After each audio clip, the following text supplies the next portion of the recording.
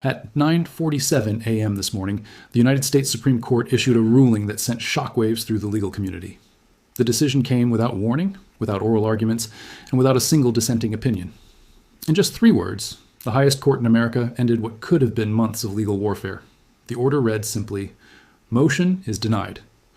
Those 3 words represent the final collapse of a legal strategy that cost millions of dollars and involved some of the most expensive lawyers in the country. But the Supreme Court's denial is only half the story. What happened in the 48 hours leading up to this ruling is even more explosive. Melania Trump has taken a step that no presidential spouse in American history has ever taken before. She has formally broken ranks with her former husband in a federal criminal investigation. And the evidence she is now offering to prosecutors could rewrite the entire trajectory of multiple pending cases. This is not speculation based on anonymous sources or leaked information.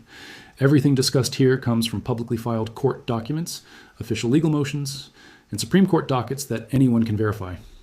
The timeline alone tells a story that most people have not yet connected because the events unfolded so quickly that even seasoned legal analysts are still trying to understand what just happened. Here is what we know for certain. On Tuesday at 3:15 p. Hemisphere Eastern Time, Melania Trump's legal team filed a formal cooperation agreement with federal prosecutors in the Southern District of New York. This document is known as a proffer letter, and it is one of the most significant moves a potential witness can make in a criminal case. A proffer is essentially a binding offer where the witness lays out what testimony they can provide, what evidence they possess, and what they are willing to say under oath in exchange for legal protection. What makes this particular proffer extraordinary is not just who filed it, but what it contains. According to the partially unsealed filing, she is offering testimony in 3 distinct areas. First, she has agreed to provide testimony regarding financial statements and tax documents she personally signed between 2015 and 2021. Second, she is offering access to private communications, including emails and text messages that prosecutors believe show knowledge of fraudulent activity. Third, and most damaging, she is willing to testify about specific conversations where property valuations were knowingly misrepresented to financial institutions. The proffer also includes something that has never been seen before at this level of American politics. She has voluntarily waived spousal privilege. Spousal privilege is one of the oldest protections in American law, dating back to English common law traditions that prevented one spouse from being compelled to testify against the other. The legal theory behind this privilege is that marriage requires a level of trust and confidentiality that the justice system should not violate. But here is the critical legal detail that most people do not understand. Spousal privilege belongs to the witness, not the defendant. That means she controls whether the privilege is invoked or waived. He cannot stop her from testifying if she chooses to do so. And according to the proffer agreement, she has explicitly waived that privilege for all matters covered in the cooperation agreement. This decision was made voluntarily, without any subpoena, without any threat of prosecution, and entirely on her own initiative. Within hours of that proffer being filed, the defendant's legal team went into crisis mode. On Wednesday morning at 8:30 a.m., they filed an emergency application with the Supreme Court, asking for an immediate stay to block her testimony. The application argued that allowing a spouse to testify voluntarily violated constitutional protections under the Fifth Amendment's guarantee against self-incrimination and the Sixth Amendment's right to a fair trial. The filing also claimed that the proffer agreement was obtained through prosecutorial coercion and that her testimony would violate fundamental principles of marital privacy. Emergency applications to the Supreme Court are rare and difficult to win. To succeed, the applicant must demonstrate 2 things clearly. First, they must show that irreparable harm will occur if the court does not intervene immediately. Second, they must show a strong likelihood of success on the underlying legal merits. Without both of those elements, the Supreme Court almost never grants emergency relief. In this case, the application needed at least 5 justices to agree that the arguments were strong enough to pause the entire grand jury process while the court considered the constitutional issues. But there was a problem with the application that legal experts noticed immediately. The controlling Supreme Court precedent on spousal privilege is a case called Trammell v. United States, decided in 1980. In that case, the court ruled unambiguously that the privilege to refuse to testify belongs to the witness spouse alone and can be waived voluntarily without the defendant's consent. Every federal appellate court in the country follows this precedent, and the Supreme Court has never reversed or modified it in over 4 decades. The emergency application tried to argue that Trammell should not apply in cases involving former presidents because of the unique separation of powers concerns and the public interest in protecting executive confidentiality. But that argument had a fatal flaw. Spousal privilege has nothing to do with executive privilege. They are completely separate legal doctrines. Executive privilege protects communications related to official government duties. Spousal privilege protects private marital communications. Melania Trump was never a government official, never held security clearance, and was not involved in executive decision-making.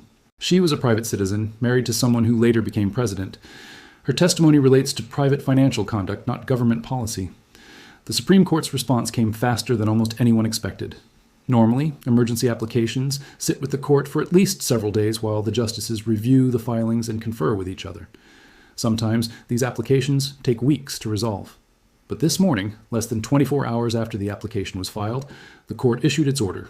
Motion denied. No dissents, no separate opinions. Not even a brief concurring statement explaining the reasoning. Just 3 words. When the Supreme Court denies an emergency application without any discussion, it sends a very clear message to the legal community. The court is saying the arguments presented were so weak that they did not even merit extended consideration. If there had been any serious constitutional question worth debating, at least one justice would have written something, even just a paragraph explaining why they agreed or disagreed with the majority. Complete silence from all 9 justices means the application was considered frivolous. Legal analyst Jeffrey Toobin said this morning that in his 35 years covering the Supreme Court, he has only seen this kind of summary rejection in cases where the legal arguments were laughably bad. A former Solicitor General Neil Katyal said the denial was as emphatic a rejection as you will ever see from this court. George Will, the conservative commentator and constitutional scholar, called it a devastating loss that signals the defendant has no credible legal strategy left. So what happens now? With the Supreme Court's denial, there are no more legal obstacles preventing her testimony.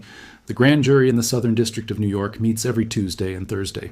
If prosecutors are ready, and the proffer suggests they are fully prepared, she could appear before the grand jury as early as this coming Tuesday. Once she testifies, the grand jury will have a complete picture from both documentary evidence and eyewitness corroboration. The content of her expected testimony is where this story becomes truly explosive. Based on the proffer summary and supplemental filings, prosecutors are focusing on 3 specific incidents where she allegedly has direct knowledge of fraudulent conduct. The first involves joint tax returns filed for the years 2016 through 2020. Both spouses signed these returns under penalty of perjury. Federal tax law is very clear on this point. When you sign a joint return, you are personally certifying that all the information is accurate. If the return contains fraudulent deductions or misrepresented asset values, both signers are legally responsible.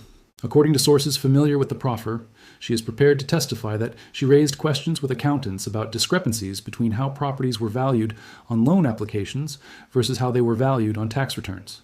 Specifically, she noticed that a property in Westchester was appraised at $85 million when seeking a refinancing loan, but was valued at $45 million on the tax return filed that same year. When she asked the accounting firm why the values were so different, she was allegedly told, "It depends on the audience."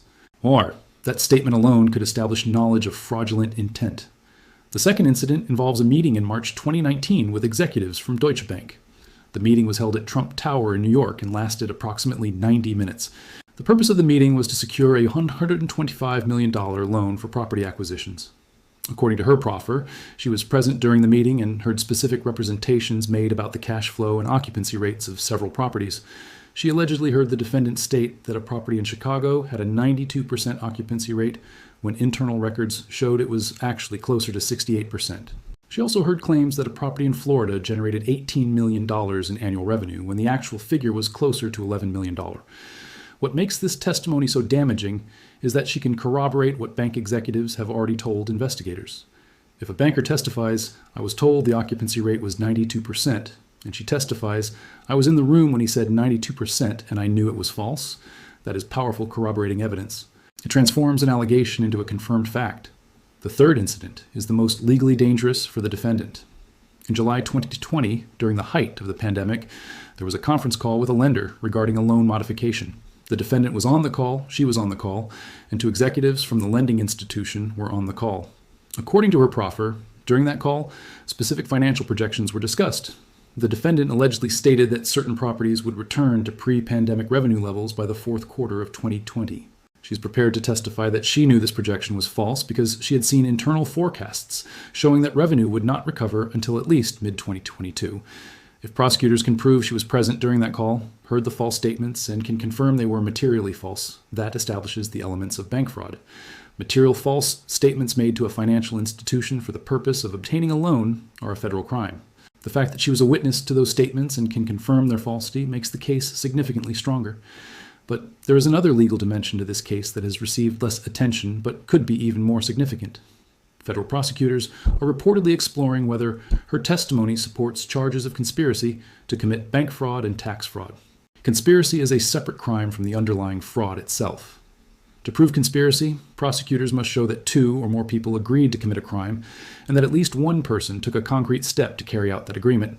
If she was present at meetings where fraudulent valuations were discussed, if she signed documents knowing they contained false information, and if she participated in communications about how to present those valuations to banks and tax authorities that could constitute participation in a conspiracy. Even if she was not the primary actor, even if she was simply present and aware, her knowledge and her signature on joint tax returns could make her a co-conspirator under federal law. That brings us to the immunity agreement. The proffer letter is only the first step in a formal cooperation agreement. The next step is for prosecutors to negotiate a full immunity deal that specifies exactly what testimony she will provide and what legal protections she will receive in return. There are different types of immunity under federal law. Use immunity means that her testimony cannot be used against her in a criminal case, but prosecutors could still charge her based on other evidence. Transactional immunity means she cannot be prosecuted for any crimes related to the matters she testifies about, regardless of what other evidence exists. Based on legal filings and statements from her attorney, it appears she is seeking transactional immunity. Her lawyer stated publicly that she wants to tell the truth without fear of legal consequences. That language strongly suggests she is asking for broad protection. If prosecutors agree to transactional immunity, it means they believe her testimony is valuable enough to justify giving her a complete pass on potential criminal liability. The fact that prosecutors are willing to even consider such an agreement tells you how important they believe her testimony is. Federal prosecutors do not give immunity lightly. They only do it when the testimony is essential to proving the case and when they cannot get the testimony any other way. If they are willing to grant her immunity, it means they believe her testimony is the missing piece that connects all the other evidence together. The political implications of this development cannot be overstated. The defendant is currently facing multiple criminal cases in different jurisdictions. He has repeatedly claimed that all these prosecutions are politically motivated witch hunts. But when your own former spouse comes forward voluntarily to provide evidence against you, that narrative becomes much harder to sustain. This is not a partisan prosecutor with an agenda. This is someone who lived in the same home, attended the same meetings, and signed the same documents. Her cooperation fundamentally undermines the claim that these investigations are baseless. The confirmation hearing, scheduled for early March, adds another layer of complexity. The defendant has been nominated for a cabinet position in the current administration, and the Senate confirmation process is set to begin in approximately 5 weeks. Confirmation hearings typically involve extensive questioning about a nominee's background, qualifications, and potential conflicts of interest. If the nominee is under active criminal investigation and their former spouse is cooperating with prosecutors, that creates serious political problems.